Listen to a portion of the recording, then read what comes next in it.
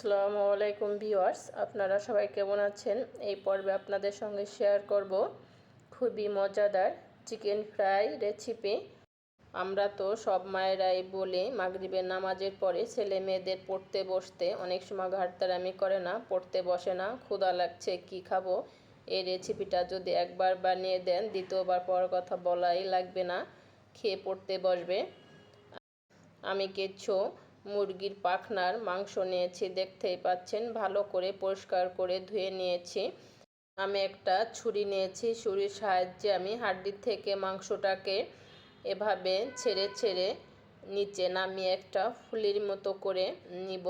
দেখতেই পাচ্ছেন আমি কিভাবে মাংসটাকে ফুলের মতো করে বানিয়ে নিয়েছি। সবগুলো এভাবে করে নিব। আমি সব মাংসগুলোকে হাড্ডির থেকে আলাদা করে নিয়েছি, দেখতেই পাচ্ছেন। এখন মাংসের ভিতরে দিয়ে দিচ্ছি হাফ টেবিল চামচ জিরা বাটা, হাফ টেবিল চামচ রসুন বাটা, হাফ টেবিল চামচ আদা বাটা, আর দিচ্ছি পরিমাণ মতো একটু সাদা গোলমরিচের গুঁড়া, আর দিচ্ছি হাফ টেবিল চামচ শুকনা মরিচের গুঁড়া, আর দিচ্ছি স্বাদ অনুযায়ী একটু লবণ, আর দিচ্ছি হাফ টেবিল চামচ এলাচির গুঁড়া, আর দিচ্ছি 1 টেবিল চামচ সয়া সস, আর দিচ্ছি আমি 1 টেবিল চামচ লেবুর রস। এখন আমি মাংসটাকে ভালো করে ম্যারিনেট করে নিচ্ছি। ভালো করে ম্যারিনেট করে নিয়ে আধা ঘন্টার জন্য ঢেকে রেস্টে রেখে দেব। এতে করে যেটা হবে মাংসর ভিতরের ফ্লেভারটা ভালো লাগবে খেতে।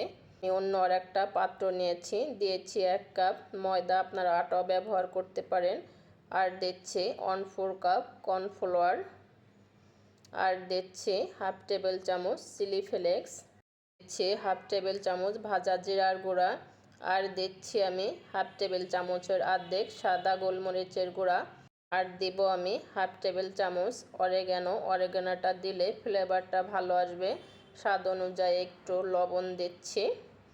আমি এখন সব উপকরণগুলো ভালো করে মিশিয়ে নিচ্ছি, তা না হলে দেখা যাচ্ছে যে আটার সঙ্গে ভালো করে না মিশলে অনেক জায়গা শুধু আটাই থেকে যাবে, মিশবে না, খেতে ভালো লাগবে না। আমি 2টা ডিম নিয়েছি, ডিম 2টাকে ভালো করে ফেটে নিয়েছি, আর নিয়েছি 1/3 কাপ দুধ।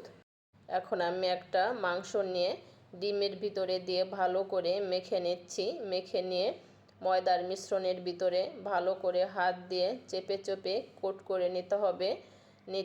আর দুধের ভিতরে ভিজিয়ে এভাবে কোট করে নিয়েছি, দেখতেই পাচ্ছেন। আমি আগের থেকে একটা প্যানে পরিমাণ মতো তেল দিয়ে তেলটাকে গরম করে নিয়েছি। এখন আমি চিকেন ফ্রাইগুলো তেলের ভিতরে ছেড়ে দিচ্ছি, দেখতেই পাচ্ছেন। তেলের ভিতরে কোট করা মাংসটাকে দেওয়ার পরে জালটাকে মিডিয়াম আঁচে দিতে হবে। দেখতেই পাচ্ছেন আমি এপিট ওপিট করে ভালো করে উল্টে নিয়েছি। জালটা মিডিয়াম আঁচে না দিলে দেখা যাচ্ছে যে চিকেন ফ্রাইয়ের উপর দিয়ে পুড়ে যাবে, কালারটাও ভালো আসবে না, ভিতরটা কাঁচা থেকে যাবে। আমি এপিট ওপিট করে উল্টিয়ে দিচ্ছি। আপনারা আমার রেসিপিটা ফলো করে এভাবে যদি বাসায় একবার হলো আপনাদের ছেলে মেয়েদের তৈরি করে দেন, তাহলে দেখবেন দোকান থেকে আর খাবে না। বাসায় তৈরি করে তাদের বারবার দিতে হবে, এবং বাসায় তৈরি করলে অনেকটা স্বাস্থ্যকর হবে। দোকানে অনেক সময় আজে বাজে তেল দিয়ে ফ্রাই ভাজে, ওটা খেতে ভালো লাগে না। চিকেন ফ্রাইটা ভেজে নিয়েছি, এখন আমি পরিবেশন করে নিচ্ছি। চিকেন ফ্রাইয়ের সঙ্গে যদি আপনারা সিদ্ধ ডিমের মেয়োনিজ বানিয়ে খান, তাহলে দেখবেন একবার খেলে মুখে লেগে থাকবে আর মুখ থেকে যেতেই যাবে না। রেসিপিটা আপনাদের কাছে কেমন লেগেছে ভালো লাগলে কমেন্ট করে জানাবেন, আর বেশি বেশি করে শেয়ার করবেন, লাইক করবেন। আর যারা এখনও আমার ইউটিউব চ্যানেলটিকে সাবস্ক্রাইব করেননি, চ্যানেলটিকে সাবস্ক্রাইব করে রাখবেন। সবাই ভালো থাকবেন, সুস্থ থাকবেন। আল্লাহ হাফেজ।